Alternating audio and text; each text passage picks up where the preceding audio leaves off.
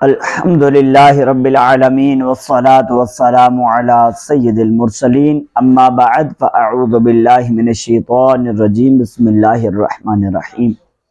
ناظرین اکرام، آج سورہ البقرہ آیت نمبر 183 سے تفسیر قرآن کا سلسلہ شروع ہوگا، اور آج کی اس تفسیر کے اندر بالخصوص روزے کے متعلق جو ہے وہ گفتگو ہوگی۔ روزے کے رکھنے کے فوائد اور اس کی برکات اور اس کے مسائل پر گفتگو ہوگی۔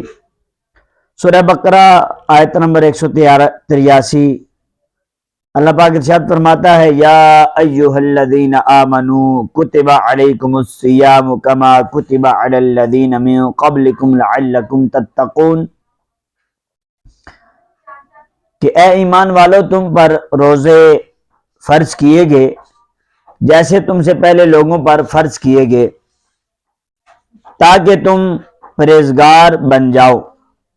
کتب علیکم الصیام، تم پر روزے فرض کیے گئے۔ اس آیت میں روزوں کی فرضیت کا بیان ہے۔ شریعت میں روزہ یہ ہے کہ صبح صادق سے لے کر غروب آفتاب تک روزے کی نیت سے کھانے پینے اور ہم بستری سے بچا جائے۔ اس آیت میں فرمایا گیا جیسے تم سے پہلے لوگوں پر فرض تھے، اس سے معلوم ہوا کہ روزہ بہت قدیم عبادت ہے۔ حضرت آدم علیہ السلام سے لے کر تمام شریعتوں میں روزے فرض ہوتے چلے آئے ہیں، اگرچہ گزشتہ امتوں کے روزوں کے دن اور احکام ہم سے مختلف تھے۔ یاد رہے کہ رمضان کے روزے 10 شعبان 2 ہجری میں فرض ہوئے تھے۔ اب آیت کے آخر میں بتایا گیا کہ روزے کا مقصد تقوی و پرہیزگاری کا حصول ہے۔ روزے میں چونکہ نفس پر سختی کی جاتی ہے اور کھانے پینے کی چیزیں ان سے بھی روک دیا جاتا ہے، تو اس سے اپنی خواہشات پر قابو پانے کی مشق ہوتی ہے، جس سے ضبط نفس اور حرام سے بچنے پر قوت حاصل ہوتی ہے، اور یہی ضبط نفس اور خواہشات پر قابو وہ بنیادی چیز ہے جس کے ذریعے آدمی گناہوں سے رکتا ہے۔ قرآن پاک میں ہے، وَأَمَّا مَنْ خَافَ مَقَامَ رَبِّهِ وَنَهَى النَّفْسَ عَنِ الْهَوَىٰ فَإِنَّ الْجَنَّةَ هِيَ الْمَأْوَىٰ، اور وہ جو اپنے رب کے حضور کھڑے ہونے سے ڈرا اور نفس کو خواہش سے روکا تو بے شک جنت ہی ٹھکانہ ہے۔ حضرت عبداللہ بن مسعود رضی اللہ عنہ سے روایت ہے کہ رسول اللہ صلی اللہ علیہ وسلم نے فرمایا، اے جوانوں، تم میں سے جو کوئی نکاح کی استطاعت رکھتا ہے وہ نکاح کرے، کہ یہ اجنبی عورت کی طرف نظر کرنے سے نگاہ کو روکنے والا ہے اور شرمگاہ کی حفاظت کرنے والا ہے، اور جس میں نکاح کی استطاعت نہیں وہ روزے رکھے کہ روزہ قاطع شہوت ہے، یعنی یہ شہوت کو ختم کرتا ہے۔ اگلی آیت نمبر 184، ایاما معدودات فمن كان منكم مريضا او على سفر فعدة من ايام اخر وعلى الذين يطيقونه فدية طعام مسكين فمن تطوع خيرا فهو خير له وان تصوموا خير لكم ان كنتم تعلمون۔ گنتی کے چند دن ہیں تو تم میں جو کوئی بیمار ہو یا سفر میں ہو تو اتنے روزے اور دنوں میں رکھے، اور جنہیں اس کی طاقت نہ ہو ان پر ایک مسکین کا کھانا فدیہ ہے۔ پھر جو اپنی طرف سے نیکی زیادہ کرے تو وہ اس کے لیے بہتر ہے، اور اگر تم جانو تو روزہ رکھنا تمہارے لیے زیادہ بہتر ہے۔ فرض روزے گنتی کے دن ہیں، یعنی صرف رمضان کا ایک مہینہ ہے جو 29 دن کا ہوگا یا 30 دن کا، لہذا گھبرانے کی ضرورت نہیں، بلکہ یہ ذہن میں رکھو کہ جس رب نے تمہیں 11 ماہ کھلایا پلایا، وہ اگر ایک ماہ صرف دن کے وقت کھانے پینے سے منع فرما دے، اور اس فاقے میں بھی تمہارے جسم و روح ظاہر و باطن دنیا آخرت کا فائدہ ہو، تو ضرور اس کی یعنی اللہ کی اطاعت کرو۔ فَمَن كَانَ مِنكُم مَّرِيضًا، تو تم میں جو کوئی بیمار ہو۔ اب جو روزے نہیں رکھ سکتے، جن کو یہ کہا گیا کہ روزوں کی رخصت ہے، معافی ہے، اب ان کا تذکرہ ہو رہا ہے، یعنی کہ فَمَا كَانَ مِنكُم مَرِيضًا، تو تم میں جو کوئی بیمار ہو، حیض و نفاس والی عورت کو تو روزہ رکھنے کی اجازت ہی نہیں، وہ تو بعد میں قضا کرے گی۔ اس کے علاوہ بھی چند افراد ہیں جنہیں روزہ چھوڑنے کی اجازت ہے۔ آیت میں بطور خاص بیمار اور مسافر کو رخصت دی گئی ہے، لیکن یہ یاد رہے کہ سفر سے مراد 3 دن کی مسافت یعنی 57.5 میل یعنی 92 کلومیٹر ہے۔ اس سے کم سفر ہے تو روزہ چھوڑنے کی اجازت نہیں۔ مریض کو بھی رخصت ہے، جبکہ اسے روزہ رکھنے سے مرض کی زیادتی یا ہلاک ہونے کا اندیشہ ہو تو یہ روزہ چھوڑ دے اور بعد میں ممنوع ایام کے علاوہ اور دنوں میں روزہ رکھ لے، یعنی کہ مریض کو بھی اجازت ہے کہ ایسا مرض ہے کہ مرض بڑھ جائے گا یا اس سے ہلاک ہو جائے گا روزہ رکھنے سے، تو بہتر ہے کہ وہ نہ رکھے اور بعد میں وہ روزہ رکھ لے۔ البتہ یہ یاد رہے کہ مریض کو محض زیادہ بیماری کے یا ہلاکت کے صرف وہم کی بنا پر، یعنی ایک وہم ہے اس کو، تو وہم کی بنا پر روزہ چھوڑنا جائز نہیں، بلکہ ضروری ہے کسی دلیل یا سابقہ تجربہ یا کسی ایسے طبیب کے کہنے سے غالب گمان حاصل ہو جو طبیب ظاہری طور پر فاسق نہ ہو۔ فی الحال جو بیمار نہ ہو لیکن مسلمان ماہر طبیب یہ کہے کہ وہ روزے رکھنے سے بیمار ہو جائے گا تو وہ بھی روزہ چھوڑ سکتا ہے۔ حاملہ یا دودھ پلانے والی عورت کو اگر روزہ رکھنے سے اپنی یا بچے کی جان یا اس کے بیمار ہونے کا اندیشہ ہو تو اس کو بھی افطار جائز ہے، یعنی وہ بھی روزہ نہ رکھے، اس کو بھی جائز ہے کہ وہ روزے کی رخصت کر لے لیکن بعد میں رکھے گی۔ جس مسافر نے طلوع فجر سے قبل سفر شروع کیا اس کو تو روزہ چھوڑنے کی اجازت ہے، لیکن جس نے طلوع فجر کے بعد سفر کیا اس کو اس دن کا روزہ چھوڑنے کی اجازت نہیں۔ فدیتون طعام مسکین، ایک مسکین کا فدیہ۔ شیخ فانی یعنی وہ بوڑھا جس کی عمر ایسی ہو گئی ہو کہ اب روز بروز کمزوری ہوتا جائے گا، جب وہ روزہ رکھنے سے عاجز ہو، یعنی اب نہ رکھ سکتا ہو اور نہ آئندہ ہی اس میں اتنی طاقت آنے کی امید ہو کہ روزہ رکھ سکے، اس کے لیے جائز ہے کہ وہ روزہ نہ رکھے اور ہر روزے کے بدلے فدیے کے طور پر نصف سا یعنی 80 گرام کم 2 کلو گندم یا اس کا آٹا دے دے یا اس کی قیمت دے دے، اور اگر فدیہ جو سے دینا ہو تو گندم سے دگنا دینا ہوگا۔ یہ بھی یاد رہے کہ اگر فدیہ دینے کے بعد روزہ رکھنے کی قوت آ گئی تو روزہ رکھنا لازم ہو جائے گا۔ مسئلہ، اگر کوئی شیخ فانی غریب و نادار ہو اور فدیہ دینے کی قدرت بھی نہ رکھتا ہو تو وہ اللہ پاک سے استغفار کرتا رہے۔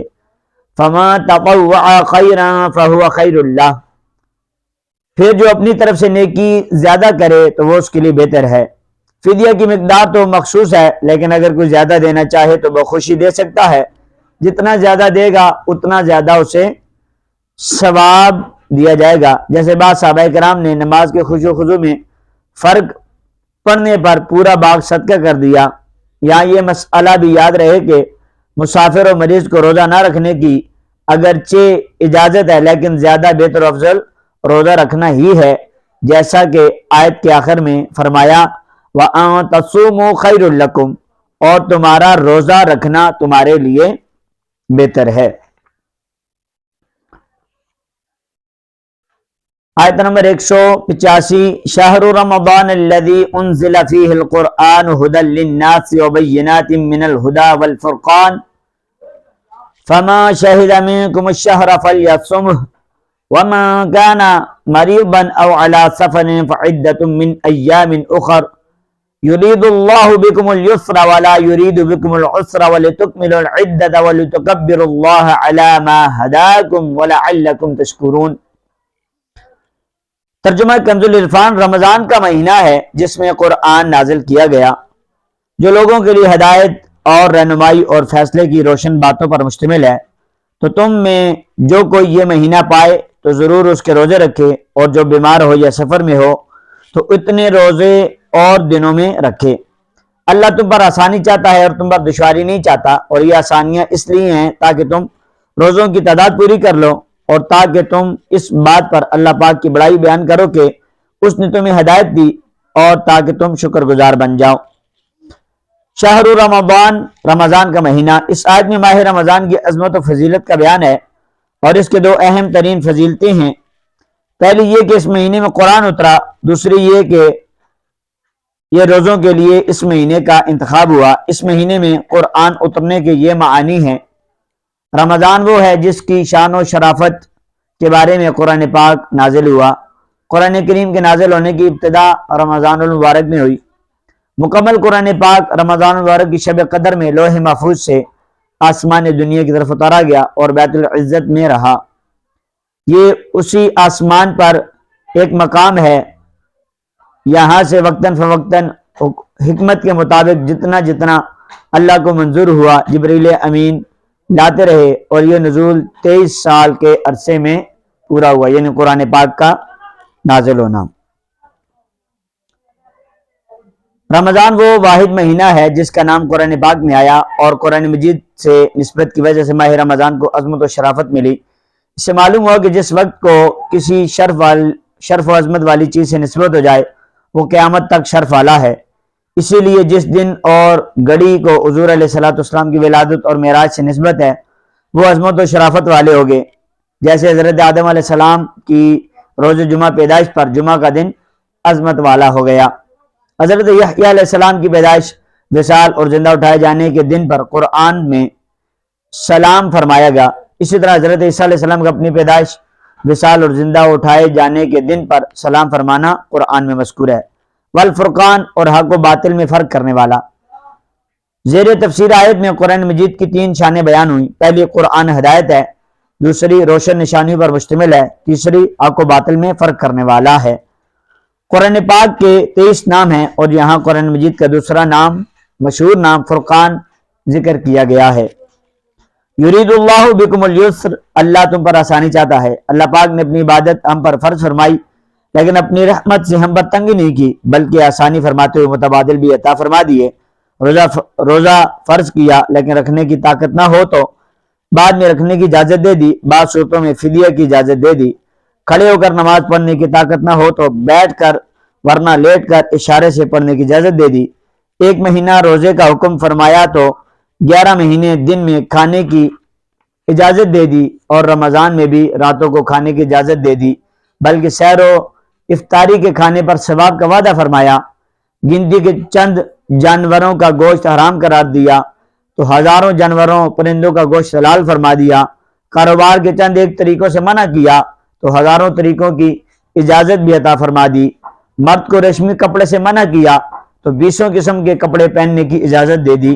الغرض یوں غور کریں تو آیت کا معنی روز روشن کی طرح ظاہر ہو جاتا ہے کہ اللہ پاک ہم پر آسانی چاہتا ہے اور وہ ہم پر تنگی نہیں چاہتا۔